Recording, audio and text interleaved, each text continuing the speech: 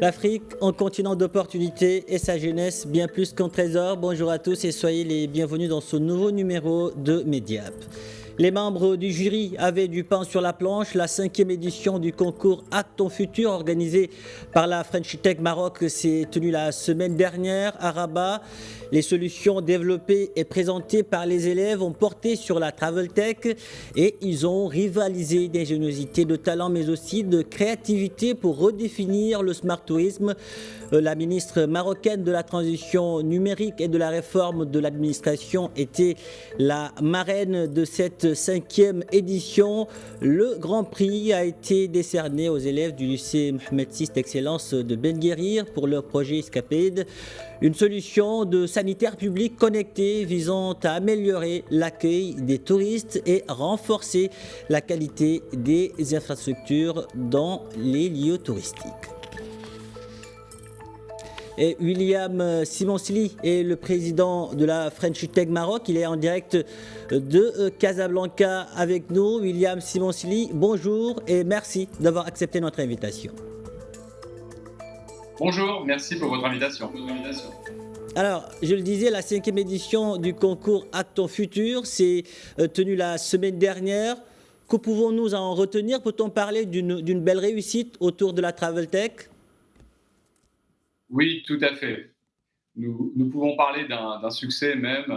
Effectivement, nous avons eu 3 jolis vainqueurs. Nous avons eu surtout de longs mois de participation à ce concours, parce que je tiens à rappeler que Acte ton futur a démarré en septembre 2024 pour cette 5e édition, pour effectivement finir jeudi 15 mai par une finale où il y avait une dizaine d'écoles participantes. Donc nous avons reçu tous ces enfants, ils ont pitché devant un jury de 6 personnes sur la thématique de la Travel Tech en présence de la ministre, comme vous l'avez cité, de la transition numérique du Maroc et aussi de son Excellence, l'ambassadeur de France, car il était notre hôte pour cette finale de la 5e édition. Nous avons traité à peu près 490 dossiers. C'est colossal, 490 dossiers à travers toutes les écoles du Maroc, qu'elles soient des écoles marocaines ou des écoles françaises ou étrangères, et grâce notamment à la convention que nous avons signée en octobre dernier avec l'éducation nationale marocaine qui nous permet aujourd'hui de faire participer l'ensemble des écoles du Royaume. Alors, cette année, le concours Acte ton futur a porté sur la Travel Tech. Pourquoi avoir fait le choix de mettre le talent de ces élèves, mais aussi la tech, au service du voyage? Alors écoutez, il nous semblait évident au moment du choix de ce sujet, nous étions dans une dynamique à la fois de Coupe du Monde avec la vision 2030, mais aussi de la CAN qui se déroulera à partir du 21 décembre 2025, de porter notre regard sur le tourisme. Et comme notre association a vocation à être sur la technologie, le digital et l'innovation, il nous a semblé évident que de donner la parole aux enfants sur des sujets assez larges concernant le tourisme, le transport au Maroc, était une évidence. Et c'est pour cette raison que nous avons choisi la Travel Tech. Alors, William Simonsli, durant les précédentes éditions, ce concours a notamment mis l'accent sur d'autres domaines. Il y a par exemple un hackathon futur qui était dédié au sport. Aujourd'hui, que vise la French Tech Maroc en organisant un tel hackathon pour les jeunes? En fait, nous, ce que nous souhaitons à travers ce concours d'idées, c'est donner la parole aux jeunes sur des sujets évidemment qui concernent l'innovation et la technologie, mais aussi mettre un éclairage sur l'entrepreneuriat. Euh, nous sommes dans un monde qui a énormément changé, où finalement nous avons des jeunes lycéens, collégiens qui, après leurs études supérieures, se dirigent souvent vers le salariat. Ce qu'on souhaitait, nous, à travers ce concours, ce qu'on souhaite, c'est leur donner un regard un peu neuf sur une alternative qui est l'entrepreneuriat, souvent mal connu, parfois décrié. Ce Acte ton futur, c'est réellement un éclairage, parfois un tremplin même pour ces jeunes, ces jeunes étudiants qui sont un peu éloignés de cet environnement. Donc en même temps, vous faites la promotion de l'entrepreneuriat, vous poussez ces jeunes à entreprendre très tôt. Vous êtes le président William Simonsli de la French Tech Maroc. Parmi nos téléspectateurs, peut-être que certains n'en ont jamais entendu parler. Alors, la French Tech Maroc, qu'est-ce que c'est au juste? Alors, la French Tech Maroc, c'est un réseau français qui a été créé en 2014, excusez-moi, je suis déjà dans le futur, en 2014, sous l'impulsion d'Emmanuel Macron. Et ce réseau, qui donc a fêté ses 10 ans l'année dernière, est un réseau qui rassemble aujourd'hui un peu plus de 120 French Tech à travers le monde. Alors, il y en a à peu près 60 en France et à peu près 60 à l'international. Et ces French Tech, c'est un formidable réseau à la fois d'entrepreneurs, mais aussi de start-up et de sociétés qui se connectent les unes aux autres pour finalement tisser des relations, que ce soit des relations en matière de business, mais aussi de bonnes pratiques. Donc il y a énormément de connexions entre les French Tech. Nous sommes constamment en relation avec la French Tech Istanbul, Nairobi, Tunis, sans pour cela passer par Paris. Donc, c'est vraiment un réseau assez large à travers le monde qui fait la promotion de la technologie, de l'innovation et du digital, avec évidemment un prisme français. Alors aujourd'hui, parmi les programmes de la French Tech Maroc, il y en a un qui encourage les femmes à non seulement s'engager, mais aussi à être les locomotives d'une société de plus en plus connectée. Ce programme, c'est la LTech Tour. Comment encourage-t-elle les femmes aujourd'hui à briller par et pour la technologie? Alors, LTech Tour, je vous remercie d'en parler, est un concours que nous avons lancé en début d'année qui concerne les femmes entrepreneurs marocaines dans la tech. Et pour ce concours, nous avons décidé de le lancer de façon nationale en portant notre regard sur les régions du nord, de l'est, du sud. Je pense aux villes de Tanger, je pense aux villes de Fès-Meknès, je pense à Guelmim, à Agadir, à Casablanca. Et donc, nous avons sollicité ces femmes entrepreneurs à travers des partenaires locaux pour effectivement recevoir des entrepreneurs femmes qui participeraient à ce concours. Et finalement, nous avons identifié à peu près un peu plus d'une cinquantaine de dossiers et nous avons eu 5 lauréates. Ça fait maintenant 3 semaines.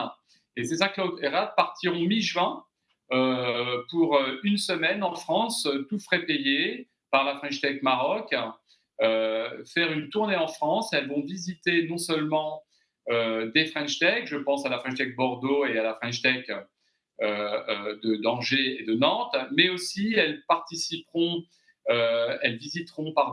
le salon Vivatech qui se tient du 10 au 14 juin à Paris, et elles auront aussi l'occasion de faire un tour à Station F.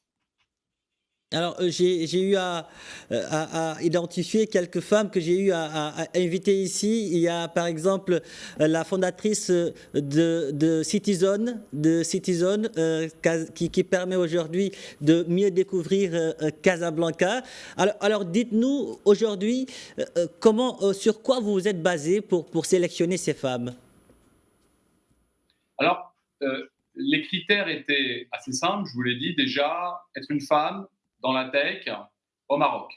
Donc ça, c'était les 3 critères de base. Après, ce qu'on souhaitait, c'est avoir des femmes impliquées dans l'entrepreneuriat, impliquées dans leur écosystème, avec des sociétés plus ou moins plus ou moins grosses, plus ou moins dynamiques, mais existantes depuis quelques années, avec une vraie expertise. Et ces 5 femmes-là se sont réellement démarquées et ont fait preuve d'un engagement total. Moi, je les ai vues au jury final. Elles sont bluffantes. Vous parlez de Citizen. Cette femme est incroyable. Elle est investie dans le patrimoine culturel du Maroc en général et en particulier de Casablanca depuis plus de 10 ans. Son outil est incroyable. On s'en est tous servi. J'invite d'ailleurs les gens à se servir de son application sur Casablanca, mais elle a aussi maintenant une application active sur Marrakech. Et puis, il n'y a pas qu'elle, hein, il y avait aussi deux femmes de Tanger qui étaient incroyables. Franchement, on a des lauréates cette année qui sont bluffantes et nul doute sur le fait qu'elles vont établir des relations d'amitié, des ponts, des échanges de compétences entre leurs homologues françaises. Je suis certain que ce voyage en France leur permettra au moins, si ce n'est de tisser des relations, mais d'ouvrir effectivement leurs horizons.